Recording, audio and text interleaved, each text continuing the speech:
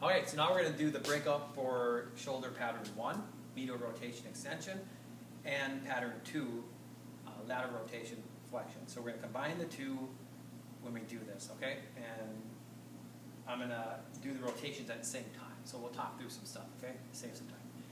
Now, you see Katie, if you remember, Katie had a non-dysfunctional, right, non-painful 1, right, pattern 1. But she had a dysfunctional non-painful pattern 2, all right? So we have Michaela here now, and I'm going to show you how she does pattern 1, a quick review, and see how she looks, whether dysfunctional or functional, or whether painful or not painful, all right? Michaela, feet together. Can I have you just take this hand? I want you to reach up your back, and I want you to touch kind of this area of your scapula. Okay, so you can see with that, she did a double take, right? She kind of adjusted, then did another, she took 2 or 3 steps to get there. So you see at the end, she dumped her scapula. Now, again, a little bit of winging is normal. You don't want excessive winging, so that's excessive right there, all right? So she has to get here by doing a double take, and then she does a little bit of radial deviation, spreading her fingers out, right, to get there. So I'd call that dysfunctional. All right, can you just try your left arm to see if it's on your left arm too?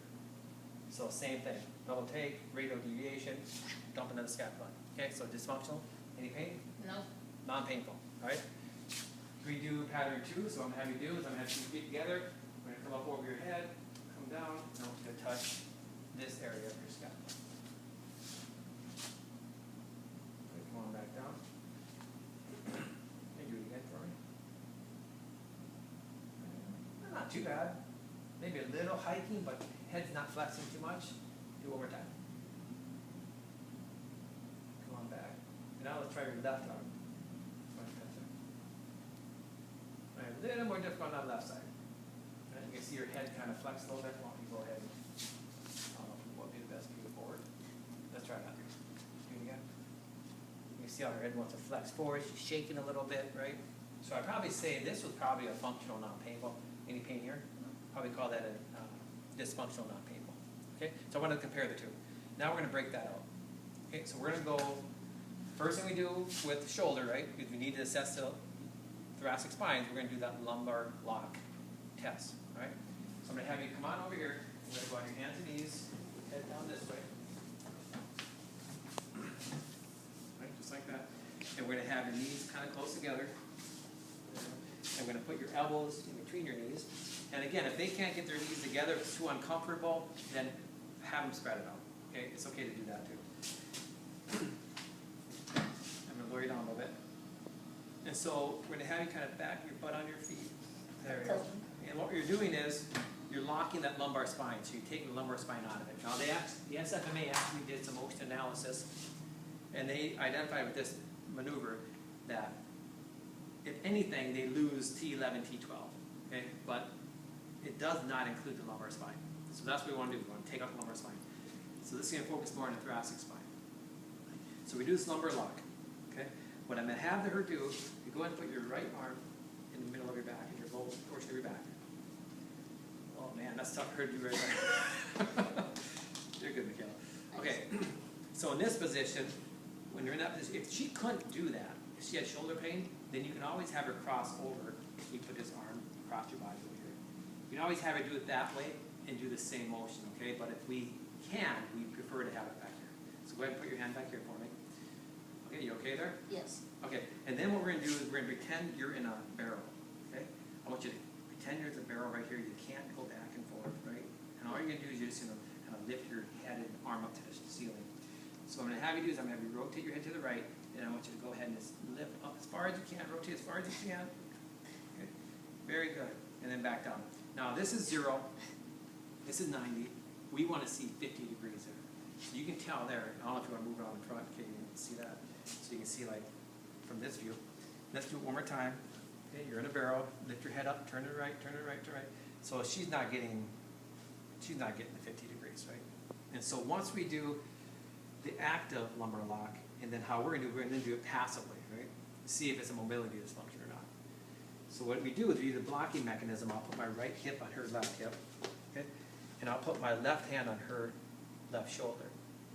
And then the third block, I'm going to use my arm. I'm going to go in between by her ribs Okay? And my hands can be right on her anterior shoulder. So I'm blocking here so she doesn't get any of this lateral sway. And then what I'm going to do is I'm just going to flex my arm up and see if I can take her.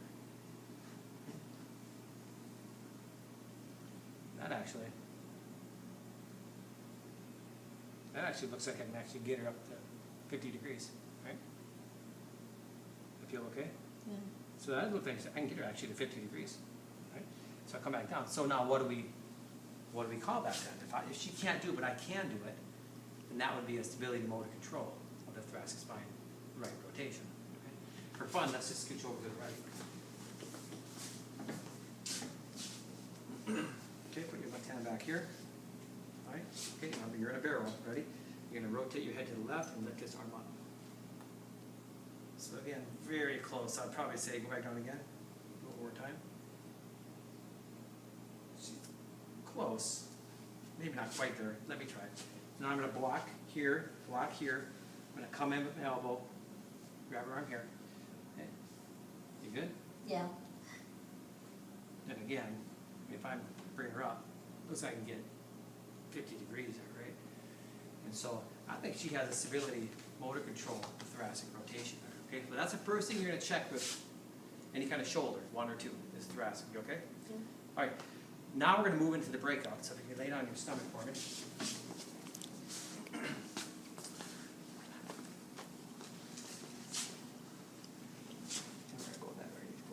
Okay, it's always nice to have a table with a hole in it or a towel underneath the forehead. So if you think about the first pattern for shoulder, you need medial rotation, extension, and you need elbow flexion. So that's what we're going to break out. For the pattern 2, you need lateral rotation, right? And you need flexion, and you need elbow flexion. Okay? So I'm going to kind of combine the two. So if I'm looking at rotation for pattern 1, I want to see some internal rotation. Can I have you go on the table just a tad bit more? There, perfect, right there. Nah, that's too much. There we go. Just like this, okay? So we want to keep this in a nice neutral position. We don't want to have it up here, right? So we want to keep it kind of in this nice neutral position, and we're going to assess her internal rotation, okay? But before we do this, we want to go back and follow our logic steps. So remove big, large body parts, reduce the stability requirements, and then we're going to have her actively do it. So for her, I want her to actively take this hand and see if she can go and touch the inferior border of that scapula. So try it like we did standing. I want you to do both. Touch it. And again, she dumps again, takes 2 turns to do so. All right? If she came up and she did a smooth, active motion, right, no problem, then that's a stability motor control. Something, again, when she's standing, her posture, her scapular girdle, something that's artificially stabilizing or not working properly, so she can't do it standing. You lie her down and everything shuts out, then she can do it. Now, majority of the time, you're not going to see that. This should be more difficult to do. It should be harder for her to do that. So you saw she still was dysfunctional. So then, following the logic steps, I'm going to passively do it. Right? I'm going to see.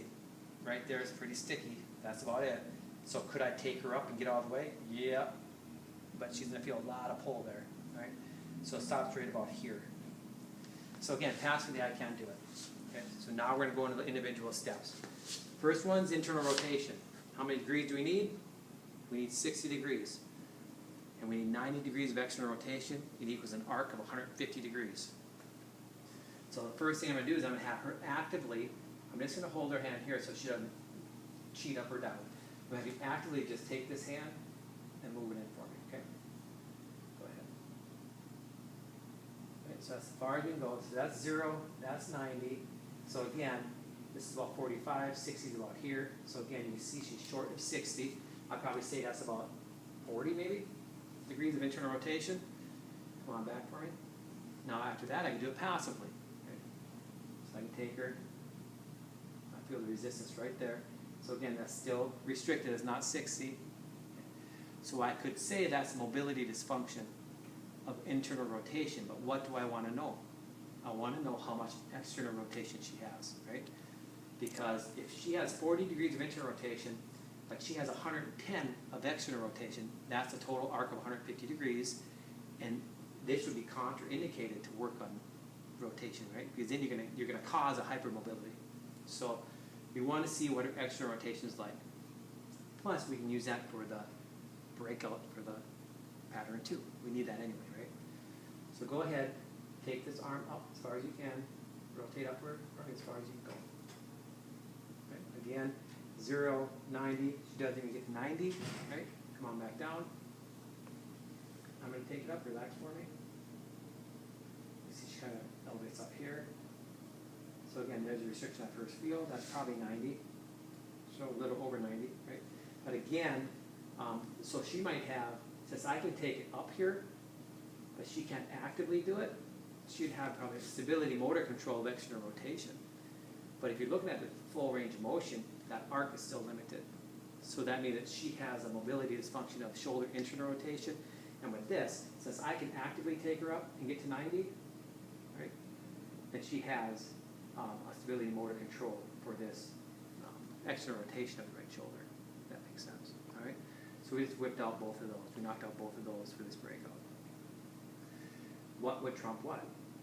Right? So if she had a stability motor control here, and let's say she had an internal rotation motor dysfunction, or mobility dysfunction, and an external rotation stability motor control, well then that mobility dysfunction of shoulder internal rotation we would treat first.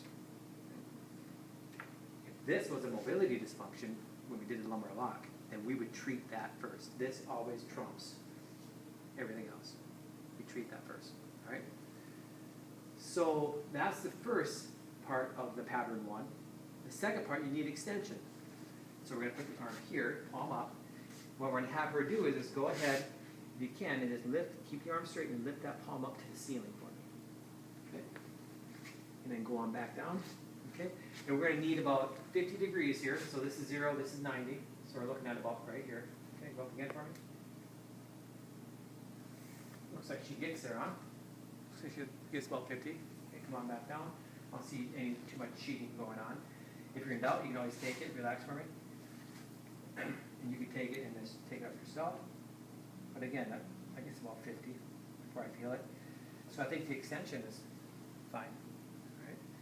So that would be fine. There's no dysfunction there. Okay? Then the last thing for that pattern, right, you're going to be elbow flexion. So with elbow flexion, you're going to keep the humerus down. You have the thumb right here. And when your humerus is down on the table, you're going to take that thumb and bring the thumb to your shoulder for me. And then go on back down. And do it again for me. And she gets to the shoulder, so that's fine. If she didn't, you can come up here and take it yourself. Okay, but she was fine with that. Okay? So with pattern 1, with medial rotation, extension, and elbow flexion, what she had going on here is she had a stability motor control issue of the thoracic spine. She had a mobility dysfunction of internal rotation. And her extension, she got about 50, right, active, so that's fine. And then her flexion was fine. So we're dealing with a stability, motor control thoracic, and a mobility dysfunction of her shoulder internal rotation. Okay? So with pattern 2, we already looked at the external rotation, right? We already said she had a stability motor control issue there. Right? She couldn't do it actively, but I took it passively and got it there. So stability motor control there. So the second part of that is you need flexion. So with this motion, you're going to keep your palm here. And when you come up, I want you to come up like you're swimming, just like that. And take it over your head as far as you can go, and then come back down. Right? So go ahead, up over your head, and then come on back down. All right. Any problem there? No. All right. So that looked actually pretty good. She got about 170 degrees of flexion and abduction. One more time. And then come on back down. If you saw some kind of dysfunction, weird movement, compensation, you can take it passively. But again, this feels pretty smooth to me when I do it. So I'd say she's probably good there with flexion. All right. And then with this elbow flexion test, now since you come up here, right, and you flex here, we're going to take the arm up over the head. Here, keep it on the table. I want you to take that thumb. I want you to bring the thumb to your shoulder, and then back down. So she can do that fine. Okay, so it's not an elbow flexion problem. When we did the top tier on you, were you okay on this side? This is the side that was. Yeah, this one was better for top. That one's the bad side. Okay. So just for fun, scooch over to the other side of the table. Just for fun, so we can see the cotton table a little more. There. So we're going to go this one. Now go ahead and do that same thing, swim move over your head. Okay, so that one looked a little more difficult. She's coming up a little bit more off that table, right? Let's try that again for me. Right. So she popped up her scapula. So this one's actually more difficult for her to do on her left side. So I'd probably call that. Relax for me. I'm just gonna come up. So you can kind of see how she just gets here and she's like, right? So I'd say that I call that mobility dysfunction there, because she's just really all over the place with her scapula. So you can see the difference there, because when she did the top tier, it was more difficult on the left. My guess is her shoulder would probably be about the same. Take your arm in for me. Yeah, that stops, relax. Stops there. Can you rotate up towards the ceiling? Come on back. Okay, do it one more time. Actually, she gets further on this side than the other side, right? But she's still fine there. So really no problem with the extra rotation. Still mobility dysfunction on this one. And I'm sure her elbow flexion will be fine. Go ahead and take her back. Okay, so she would have dysfunction more of the flexion abduction on this side. So that's probably what's stopping her from doing this. Okay. And that's the upper extremity 1 and 2 pattern breakouts.